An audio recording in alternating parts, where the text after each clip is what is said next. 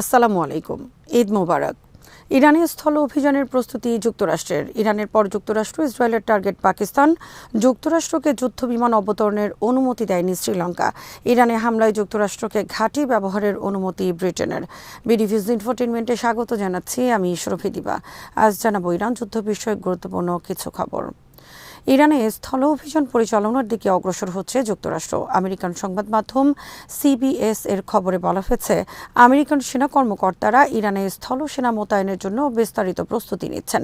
নাম প্রকাশে অনিচ্ছুক একাধিক সেনা কর্মকর্তার সূত্রে শুক্রবার এই খবর প্রকাশ করেছে গণমাধ্যমটি। সিবিএস জানিয়েছে, পেন্টাগনের ঊর্ধ্বতন কর্মকর্তারা এই ধরনের পদক্ষেপের পরিকল্পনার জন্য সুনির্দিষ্ট অনুরোধ করছেন। সিবিএস দুজন কর্মকর্তার বরাত দিয়ে জানিয়েছে, এই পরিকল্পনার মধ্যে আলোচনা হচ্ছে ইরানের মার্কিন সেনা থাকলে যুক্তরাষ্ট্র কিভাবে ইরানি সৈন্যদের আটক করার বিষয়টি সামলাবে। ইরান আগেই বলেছে, মার্কিন স্থল অভিযান মোকাবেলার জন্য তারা প্রস্তুত রয়েছে। এর আগে ইরানে স্থল সেনা মোতায়েনের পরিকল্পনা অস্বীকার করেন ট্রাম্প। তবে শুক্রবার এ সংক্রান্ত প্রশ্নের উত্তর এড়িয়ে যান তিনি। মধ্যপ্রাচ্যে ওয়াশিংটনের সামরিক অভিযানের দায়িত্বে থাকা ইউএস সেন্ট্রাল কমান্ড সম্ভাব্য সৈন্য চলাচল নিয়ে কোনো জল্পনা কল্পনা করতে অস্বীকৃতি জানিয়েছে। যুক্তরাষ্ট্রের প্রেসিডেন্ট ডোনাল্ড ট্রাম্প বলেছেন, ইরানের আর্মি, নেভি, এয়ারফোর্স, মিসাইল শক্তি সব শেষ। তাদের সব নেতা শেষ। এক স্তরের নেতা সব শেষ হওয়ার পর নতুন স্তরের নেতা আসে। তাদেরও আমরা হত্যা করেছি।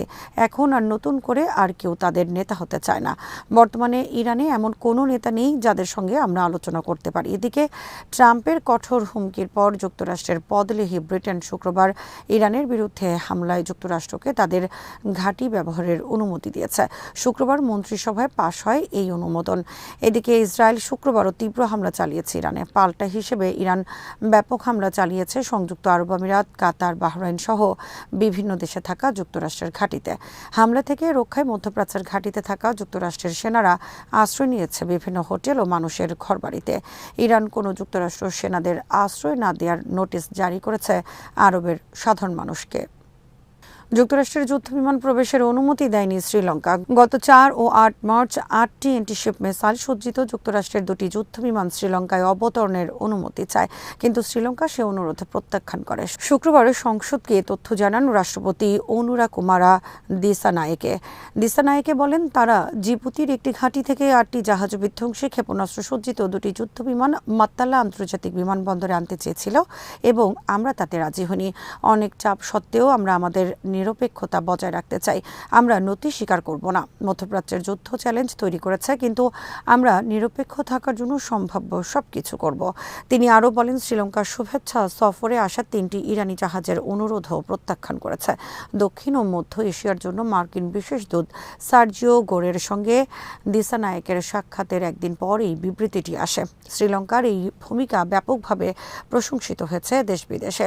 চলতি মাসের শুরুতে শ্রীলঙ্কা জানায়, তারা একটি ইরানি যুদ্ধজাহাজকে ত্রিনকোমালি বন্দরে ফিরতে দিয়েছে এবং এর 208 জন নাবিককে উদ্ধার করেছে। এর একদিন আগে যুক্তরাষ্ট্র দ্বীপরাষ্ট্রটির উপকূলে আরেকটি ইরানি জাহাজ ডুবিয়ে দেয়, যে হামলায় অন্তত 87 জন নাবিক নিহত হন। নিরস্ত্র ইরানি জাহাজটি ভারতে আয়োজিত একটি নৌ মহড়া থেকে ফিরছিল। আন্তর্জাতিক সামুদ্রিক আইন সহ যুদ্ধের যাবতীয় নিয়ম লঙ্ঘন করে যুক্তরাষ্ট্র হামলা চালিয়ে ডুবিয়ে দেয় জাহাজটি। ইরানের পর যুক্তরাষ্ট্র, ইসরায়েলের টার্গেট পাকিস্তান। অনেক দিন থেকে দেশ দুটি পাকিস্তানকে ধ্বংসের প্রেক্ষাপট তৈরি করছে। কয়েক বছর আগে ইসরায়েলের প্রধানমন্ত্রী বেনিয়ামিন নেতানিয়াহু বলেন, পাকিস্তানের মতো রেডিক্যাল ইসলামপন্থী দেশের হাতে পারমাণবিক বোমা থাকাটা গোটা বিশ্বের নিরাপত্তার জন্য হুমকি। সর্বশেষ গত বুধবার পাকিস্তান ঘিরে যুক্তরাষ্ট্র, ইসরায়েল, ভারতের ত্রিমুখী ষড়যন্ত্র প্রকাশ্যে আনলেন যুক্তরাষ্ট্রের জাতীয় গোয়েন্দা সংস্থার প্রধান তুলসি গ্যাবার্ড। যুক্তরাষ্ট্রের জাতীয় গোয়েন্দা সংস্থা প্রধান তুলসি গ্যাবার্ড বলেছেন, পাকিস্তানের মিসাইল কর্মসূচি যুক্তরাষ্ট্রের জন্য সরাসরি হুমকি। পাকিস্তানের দূরপাল্লার ব্যালিস্টিক মিসাইলের মধ্যে এমন ইন্টারকন্টিনেন্টাল মিসাইল থাকতে পারে যা সরাসরি যুক্তরাষ্ট্রে আঘাত করতে সক্ষম। বুধবার মার্কিন সিনেট ইন্টেলিজেন্স কমিটিকে গ্যাবার্ড একথা বলেন। গ্যাবার্ড বলেছেন, ইসলামাবাদের ক্রমবর্ধমান মিসাইল কর্মসূচি যুক্তরাষ্ট্রের বিভিন্ন শহরকে হামলার আওতায় আনতে পারে। গ্যাবার্ড কমিটিকে বলেন, বর্তমানে যুক্তরাষ্ট্রের জন্য হুমকি বিশ্বের বিভিন্ন দেশের কাছে এমন মিসাইলের সংখ্যা 3000-এর বেশি। তবে 2035 সালের মধ্যে ধরনের মিসাইলের সংখ্যা 3000 থেকে বেড়ে 16,000-এ পরিণত হবে।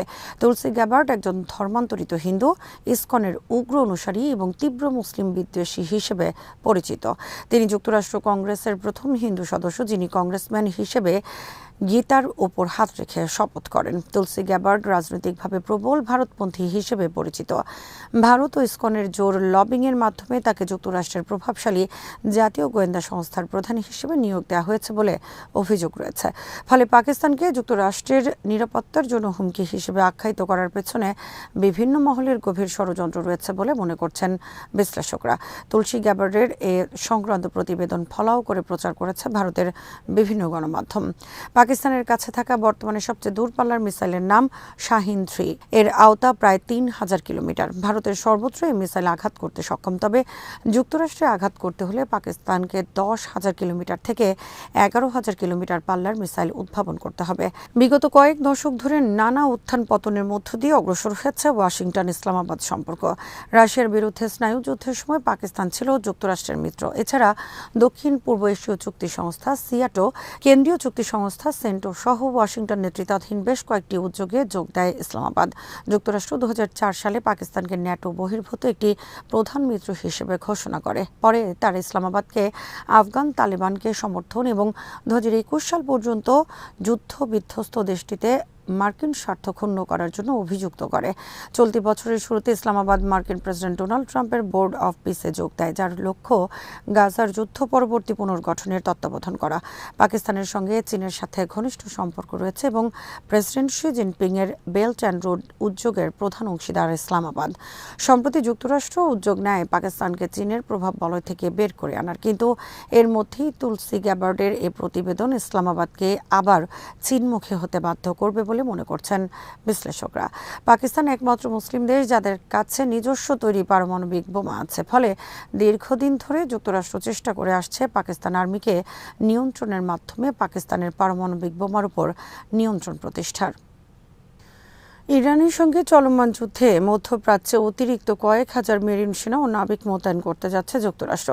কর্মকর্তারা রয়টার্সকে বলেন, ইরানে সরাসরি সেনা পাঠানোর বিষয়ে এখনও কোনো সিদ্ধান্ত নেওয়া হয়নি, তবে এই অঞ্চলে ভবিষ্যৎ অভিযানের সক্ষমতা বৃদ্ধির লক্ষ্যে সেখানে নতুন সেনা মোতায়েন করা হচ্ছে।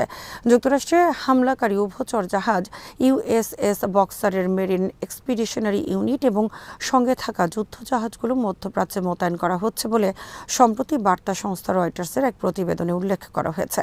সূত্রগুলো আগে জানিয়েছিল, ইরানের বিরুদ্ধে গত ২৮ ফেব্রুয়ারি শুরু হওয়া যুদ্ধের পরবর্তী পদক্ষেপের জন্য মার্কিন সামরিক বাহিনী প্রস্তুতি নিচ্ছে।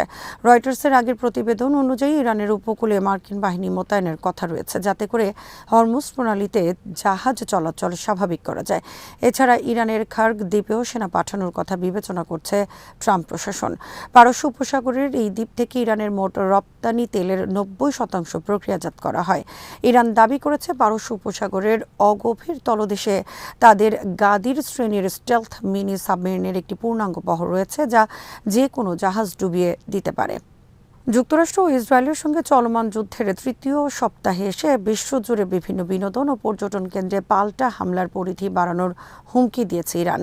ইরানের শীর্ষ সামরিক মুখপাত্র জেনারেল আবুল ফজল শেখারচি সতর্ক করে বলেছেন, বিশ্বজুড়ে থাকা পার্ক, বিনোদন এলাকা ও পর্যটন গন্তব্যগুলো ইরানের শত্রুদের জন্য আর নিরাপদ থাকবে না। তার এই হুমকির ফলে নতুন করে এই উদ্বেগ দেখা দিয়েছে যে শত্রুদের উপর চাপ প্রয়োগের কৌশল হিসেবে ইরান হয়তো মধ্যপ্রাচ্যের বাইরেও অসম হামলার পথে হাঁটতে পারে। গত বুধবার ইরানের বিশাল সামুদ্রিক প্রাকৃতিক গ্যাস ক্ষেত্র সাউথ পার্স এ বোমা হামলা চালায় ইসরায়েল। এরপর থেকেই উপসাগরীয় আরব দেশগুলোর জ্বালানি স্থাপনাগুলোতে হামলা জোরদার করেছে তেহরান। এদিকে চেক প্রজাতন্ত্রে ইসরায়েলি অস্ত্র জায়ান্ট এলবিট সিস্টেমের সঙ্গে সংশ্লিষ্ট একটি স্থাপনায় অগ্নিসংযোগের ঘটনা ঘটেছে। দ্য আর্থকোয়েক ফ্যাকশন নামের একটি গোপন গোষ্ঠী অগ্নিসংযোগের দায় স্বীকার করেছে। চেক কর্তৃপক্ষ ঘটনার তদন্ত শুরু করেছে। দেশটির পুলিশ জানিয়েছে, তারা সম্ভাব্য সন্ত্রাসী যোগসূত্র খতিয়ে দেখছে। একটি চেক কোম্পানি ও এলবিট সিস্টেমের যৌথ উদ্যোগে পরিচালিত ওই স্থাপনায় আজ শুক্রবার ভোরে অগ্নিসংযোগের ঘটনা ঘটে। এতে স্থাপনাটির বেশ কয়েকটি ভবন ধ্বংস হয়ে গেছে। এলবিট সিস্টেমস নিজেদের ইসরায়েলের সামরিক বাহিনীর স্থল ও আকাশপথে ব্যবহৃত অস্ত্রের প্রধান সরবরাহকারী হিসেবে পরিচয় দেয়। তাদের সরবরাহকৃত সামরিক সরঞ্জাম গাজা ও ইরান যুদ্ধে ব্যবহৃত হচ্ছে। দ্য আর্থকোয়েক ইন্টারাকশন বার্তা আদান প্রদানের মাধ্যম টেলিগ্রামে লিখেছে, ইসরায়েলের বৃহত্তম অস্ত্র প্রস্তুতকারকের ইউরোপীয় কার্যক্রমের জন্য এই স্থানটি অত্যন্ত গুরুত্বপূর্ণ ছিল। এখন এটি চলছে। তারা আরও লিখেছে, ইসরায়েলের সঙ্গে সহযোগী আন্তর্জাতিক সরকারগুলোর কাছে ভিক্ষা চাওয়ার সময় আর নেই। তাদের হত্যার সরঞ্জামগুলো ধ্বংস করতে আমরা প্রয়োজনীয় পদক্ষেপ নেব। ইরানের মিসাইল হামলায় F-35 ফাইটার জেট ক্ষতিগ্রস্ত হওয়ার কথা স্বীকার করেছে যুক্তরাষ্ট্র। গত বৃহস্পতিবার ইরান দাবি করে তারা তাদের আকাশে যুক্তরাষ্ট্রের একটি 5th জেনারেশন স্টেলথ ফাইটার F-35কে লক্ষ্য করে সফল হামলা চালিয়েছে। এ বিষয়ে সেন্টকমের বিবৃতিতে বলা হয়েছে, অভিযানের সময় ক্ষতিগ্রস্ত একটি F-35 ফাইটার জেট মধ্যপ্রাচ্যের একটি ঘাঁটিতে নিরাপদে অবতরণ করেছে। ইরানের হামলায় বিমানটি ক্ষতিগ্রস্ত হয়েছে কিন্তু বিধ্বস্ত হয়নি। ইরানের পার্লামেন্টের স্পিকার মোহাম্মদ বাঘের কালিবাফ বলেছেন, যুক্তরাষ্ট্রের F-35 যুদ্ধ বিমানে আঘাত বিশ্বজুড়ে মার্কিন ব্যবস্থার পতনের মুহূর্ত হিসেবে চিহ্নিত হবে। আজ এখানেই শেষ করছি। সমরাস্ত্র প্রতিরক্ষা ও কূটনীতির নানা তথ্য জানতে চোখ রাখুন বিডিভিউজ ইনফোটেইনমেন্টে। চ্যানেলটি ভালো লাগলে সাবস্ক্রাইব করুন, সংযুক্ত থাকুন আমাদের ফেসবুক পেজে। আল্লাহ হাফেজ।